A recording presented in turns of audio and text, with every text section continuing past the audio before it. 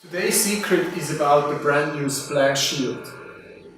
This splash shield is quite different from the other protection shield we have. The usage is very simple. We can simply use this handle to open and again hold here to close. Of course, you can do it with the left hand as well, just open it like this and close it like this without an issue.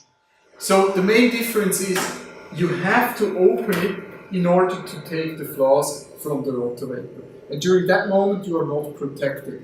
And that's what is the big difference between the protection shield and this splash shield. There are some small things to adjust the angle. We have two screws on the end here. The first one is, if I tighten, it's to move the shield up like this, so we have more space on here. And the second one, if I open that, I can move the shield from the left to the right, depending on where the heating valve is. The shield is available as of now, basically, and I think our customers will love it.